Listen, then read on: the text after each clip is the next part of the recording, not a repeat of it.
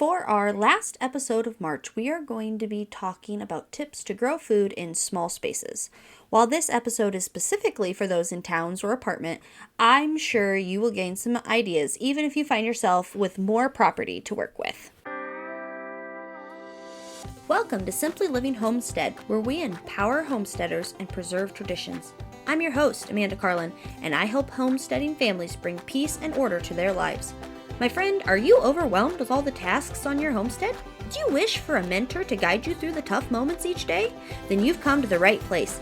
Together we will learn to organize our homestead, love our families well, and walk in the peace of God.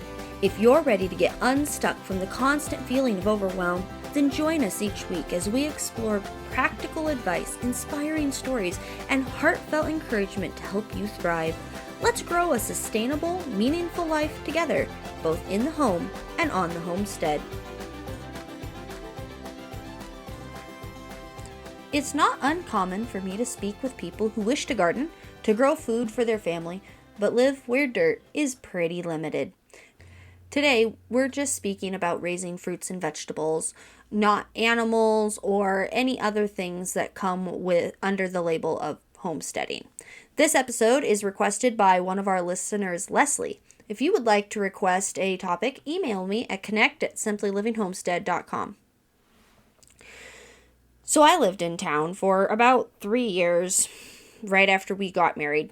And I remember spending those 3 years like daydreaming about how much we wanted a barn and how much we hated living in town and how much we wanted to do all of this stuff. And I did do stuff. How did I do it? Well, I went down to my in-laws. They were about a half an hour away where they had a garden, and I put my garden in there. My in-laws are starting to age a little bit, and so for the most part, like, I was taking care of a decent percentage of the garden. Dad would still go out there some and work, but I was out there quite a bit after work and different things. But I always dreamed of being able to, have a tomato plant right outside my door, and I just never did it. I threatened to get chickens. I actually did the work of going to the town offices and asking them how many chickens I was allowed to have and was there any laws about it, and they kind of looked at me like I was crazy, like they'd never even been asked that question. I'm sure they had, but they were just like, no, you can have a chicken as long as your neighbors don't complain, I guess. I think they even had to go look up the law. So it definitely wasn't something that that town was used to having, but I never did it. We had plenty of lawn. We had a really nice piece of property, a really nice sized house there in town, and I just never did it. And that is something that to this day I look back and I regret it. We talked about it and we just never did. So I'm not speaking this episode from experience. I am speaking from a knowledge of the garden that I have now. And looking back on that space that I had and going, what could have I done? There was a lot of things I could have done. So first and foremost, let's use the space that you have. And that's my biggest regret, is that we didn't utilize the space that we had. A small backyard, put plants in your flower bed. You don't have to make a full dedicated garden. Put them in your flower bed. Most houses are coming with flower beds. So put tomatoes in them. Put, peppers in them.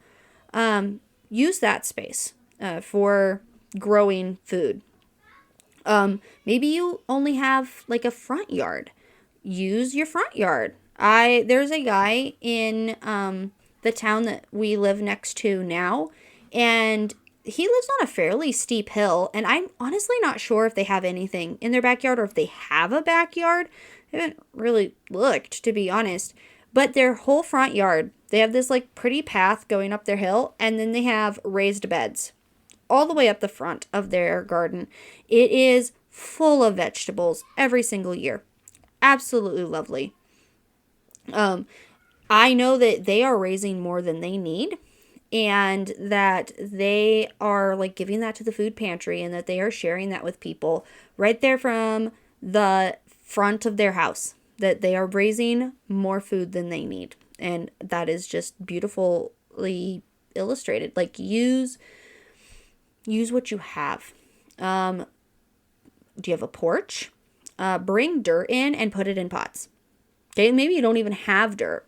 Maybe you're living in an apartment, and if you have a porch, if you're blessed with the porch off the side, maybe you're a couple of stories off the ground, but you have a little porch, put pots and potted plants. If you're fully in like a kind of an interior apartment with, without the access to a porch or anything, grow lights are always a thing. So let's kind of break this down a little bit. Let's make this very accessible. That is my goal, be very accessible. So how do you start? If you are in a small space, you are dreaming about a homestead, or you are dreaming about being able to grow food for your family, and that dream is just further out than you would like to wait. Start now. Great. Okay. Do what you eat right now. It is often hard in a small space to grow enough for preservation. Like I mentioned, the guy with his front yard, like, you totally can. But a lot of times it's, hard to get enough that you're like, oh, I'm going to make tons and tons of sauces and whatever. So when you're looking at a limited space, start with what you are eating right now. What are you going to the grocery store or the farmer's market and buying? There's no need to miss out on the fresh. Even supplementing fresh through the season that, you can harvest through is going to save you a lot of money, that you're not having to go to the farmer's market and buying those things. So start with the things that you eat most of all. And then if you've got more space, add in, an extra plant or more, or something that you'd like to try, or an extra tomato plant, or, something that's maybe going to give you a little bit more that you can then freeze or put away or can. The next idea is to go vertical. There are several different methods that you can use to utilize vertical space. You can go as high as you can reach. Frankly, you could go higher. If you have space that you can go up, if you have a step stool, you can go higher. The only danger with height is, the wind can knock it over. So just make sure as you're going up that you secure it. A porch, maybe you secure it to the railing, or, you use a slightly sturdier pole or something. But take advantage of that vertical height. So how do we take advantage of that? There is 3 main options that I'm going to present you with today. There is stacking pots. So stacking pots kind of look like, a kid's drawing of like a 5 or 6 bubble flower. That's the pot shape.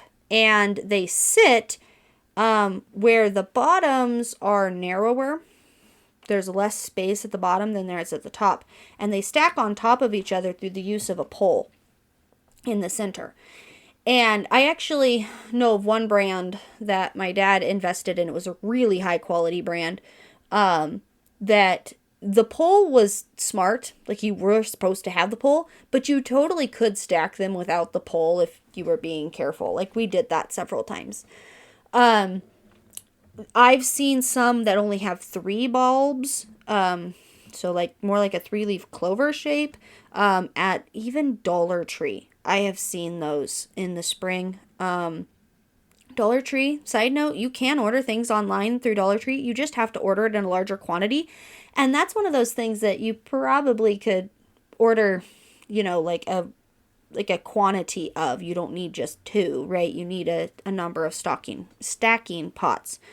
Most of your garden stores, like, I've seen them around. So stacking pots, they then have like a bit of, you fill them with dirt and you stack the next one on top. And so then in each of those little bulbs, you can plant something. If you have an overhang on your porch, you may have to turn like an overhang shade, like a roof on your porch, like on the side of an apartment building. You might have to turn your pots to keep everything growing, or plant a shade lover on the back side of the pots. Both of those are good options. So what are some things that you could consider planting in a stacking pot? What would work really well there? The things that I have listed out are strawberries. The ones my dad invested in, we were actually considering doing a whole greenhouse of strawberries with them. So, strawberries. Bush beans, peppers, lettuce, spinach, and possibly peas. I have peas listed here a couple of places. Peas would kind of drape down, but I don't see any reason why they couldn't grow. I haven't tried it myself, but I think you definitely could. Think things that aren't going to take up a large amount of space. For example, a cabbage isn't going to be a good space, like a good use here, because they're only, like if you take your fingers and you make a big circle with your fingers, that's about the space that you have to plant. And then, it'll grow up and it'll fill out that space, but you don't have a ton of space to work with, but you absolutely can utilize that space. If you stuck a couple of towers up, you could get a lot of food in a pretty small space. So stacking pots, that's idea one. There's the idea of a trellis. You can do like a long, thin pot or bed, and then put a trellis of either, you can make a kind of like an upside down U, so an N, I guess. And it'd just be one bar over the top, run strings down, and then train your vegetables up that. 2 episodes ago, I mentioned doing that with our tomatoes this year. Our plan is to do that method with our tomatoes. The benefit with that is that you can put more in a smaller space because you're spending the time to prune them and kind of keep them the plants being very efficient. And so you can like train your cucumbers, you can train your tomatoes up this space, and so you can plant them closer together than you'd be able to if you just made one big bushy tomato.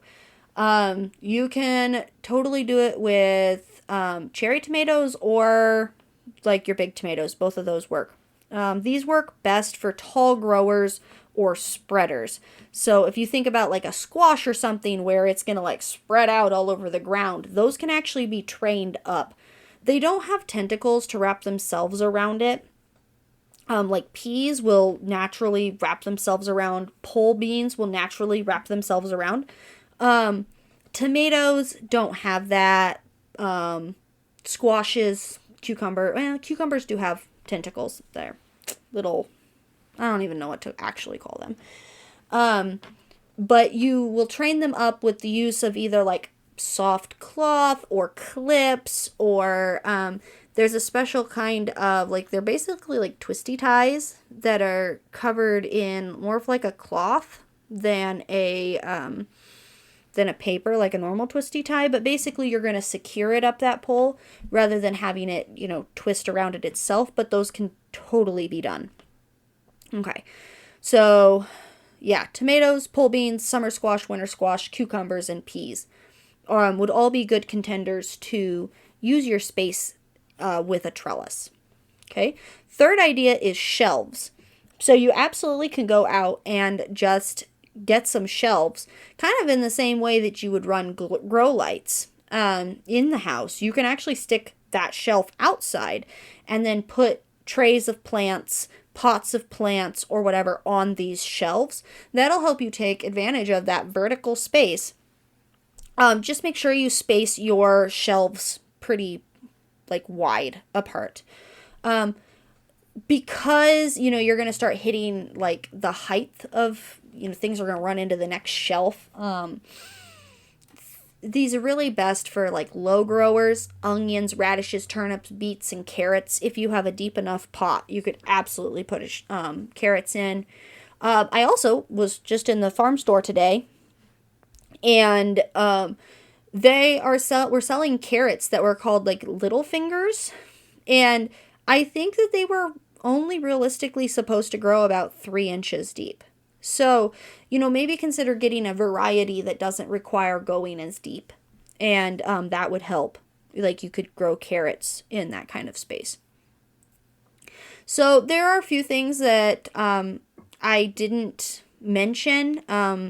Potatoes. Like, how do you grow potatoes? Well, potatoes can actually be grown in towers. Basically, it's like a big, I've seen people do it in laundry baskets, actually, with the big holes on the side, like the big plastic laundry baskets. Potatoes can be grown kind of there. It's a process to get them set up. You're either going to just have to clean up a mess afterwards, commit to the mess, right? But it's short-lived once you get it all set up. But the potatoes get kind of layered into it. This is not a deep dive into that. You can find that information online, but there is a way to grow potatoes if you have a big enough like porch or something that you want to do that. Cabbage, broccoli, and cauliflower can all be grown staggered or closer together than recommended. You can also pick them smaller or younger rather than letting them grow to full size. And like I said with the carrots, choose a smaller variety.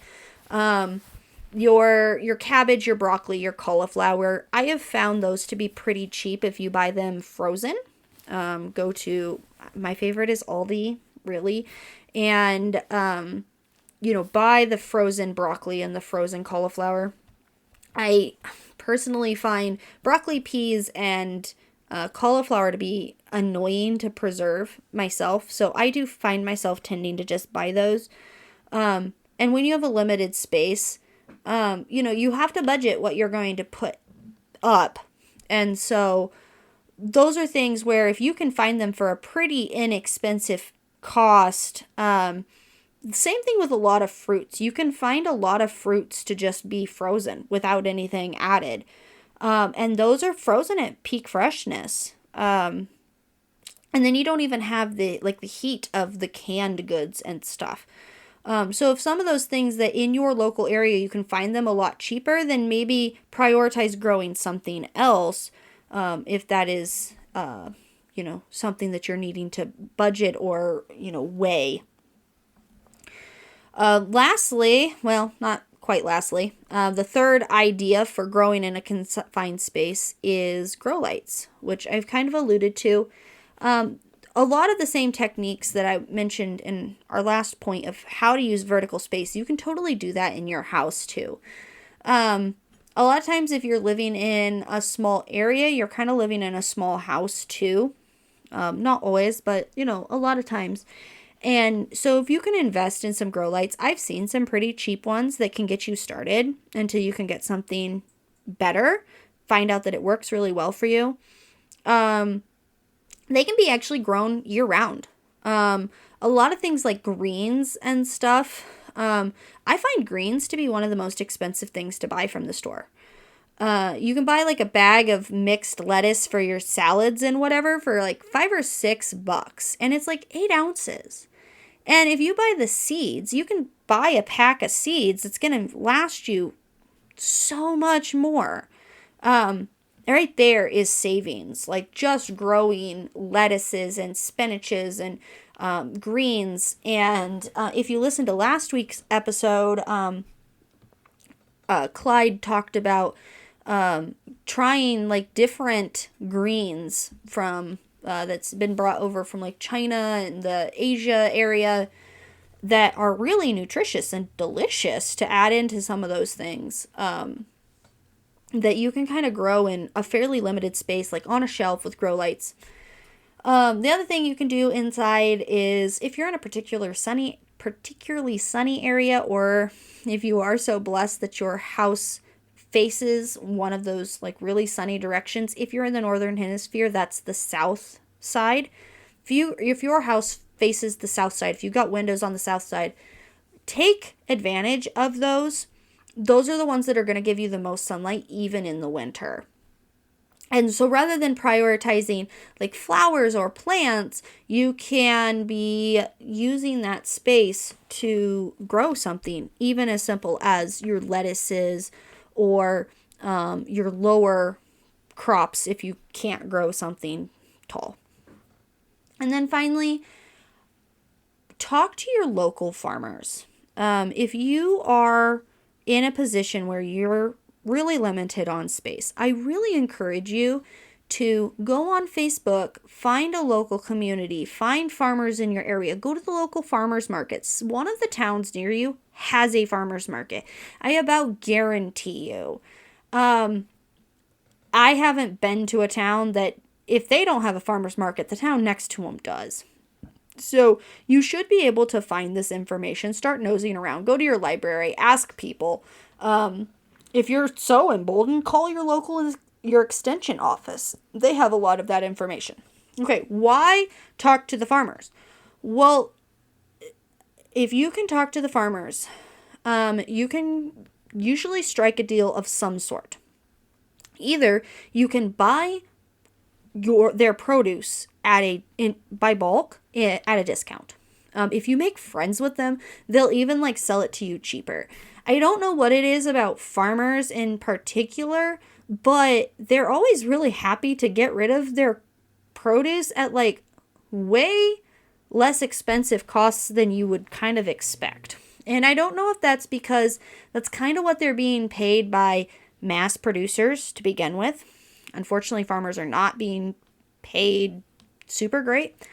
Or if it's just because they love when people care about the things that they care. Maybe it is a combination of both. But if you can find someone in the area, a local gardener or a farmer or something, like oftentimes if you go, hey, I want multiple boxes of tomatoes and I don't care if they have some bruising on them, if they don't look the prettiest. That's going to be one of your big things. If you want to be picky about things looking really perfect and really pretty, I mean, first of all, you're going to run into problems in the garden. But also, that's where you're going to start paying. Pretty fruit, pretty vegetables are what people pay big money for. So if you're willing to take the one that looks like it has a nose, if you're willing to take the one that looks really funny, that's shaped weird, that's bent over, those are the things that you're going to find a discount and a deal for. And then you can put stuff away. So maybe you can supplement some of your food with the stuff that you're growing. And then you can go and you can buy bulk. The other thing that you can do is there's community gardens. Sometimes you can rent a space and then grow your own food off of, you have to travel to it. That I understand. I understand how annoying it is. Okay, I do. I drove a half hour multiple times a week to go take care of my garden. So that's an hour round trip. So I understand. But it's totally something that can be done. But if you don't have any community gardens in the area, some gardeners, some farmers might even make a deal with you that if you come out regularly and help them keep the weeds down, they'll give you part of the harvest, or they'll sell it to you at a cheaper price, or they'll give you part of the garden to work on yourself. Some of this is about just simply making relationships with these people. A lot of times, you can't just demand things, right? Like we're not in the business of demanding someone cater to us. But if you if you take care of the people around you, you make relationships, you might be able to find some really good deals that you wouldn't otherwise be able to find. I know as someone who's, doing a lot of things, if someone went, hey, if I came out twice a week to help you keep weeds down, could we strike a deal on some of the harvest? I'd be like, yes, absolutely, 100%. What do you want? And that's, maybe a way that you can get some of those like bigger things like a lot of tomatoes to turn into sauces, or corn. For example, corn is probably not something that you're going to grow a lot of in a small space. But maybe you can find someone that's going to sell you corn at a much cheaper price. I know our family has often said, well, if you come pick it, we'll sell it to you for like $2 a dozen. which is astronomically low for our area. People are selling corn here for $6 to $7 a dozen in our area. So saying, yeah, you just come help us pick it, like, and we'll sell it to you really cheap. That's something. But those people have a relationship with us. So, seek people out. If you're brave, stop and knock on somebody's door, and make friends with them.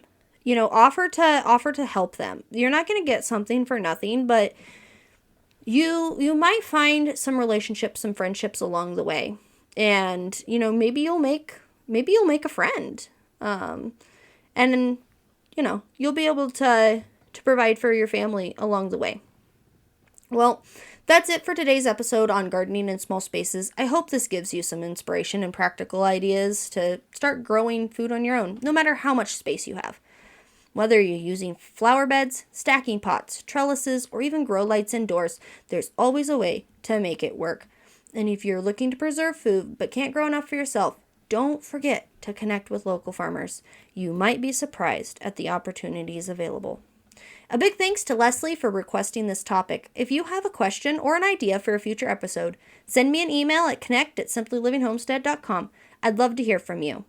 And remember, we have a giveaway going around right now. It is linked in the show notes. You have like 3 days.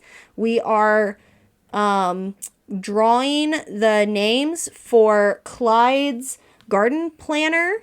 I'm giving away 3 of those, courteous of Clyde, who was our interviewee last week. We are drawing names for those on the 31st of March. So if you want to get your name in for that drawing, links are in the show notes. Links are in the description. And I hope you win. Until next time, keep growing, keep learning, and keep making the most of what you have. See you in the next episode.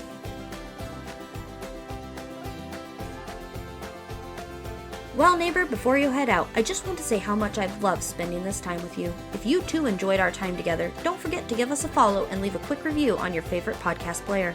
It really helps more women like us find their way to a simpler, more joyful life. And hey, if you know someone who'd enjoy this episode, why not share it with them? Let's keep growing this circle of encouragement together. Oh, and don't forget to join my email list. I've got some free printables and weekly tips waiting for you to help you live a purposeful, balanced life, one rooted right in the heart and home. Thanks for being here, friend. You're doing a great job. I can't wait to chat again next week here at the Simply Living Homestead.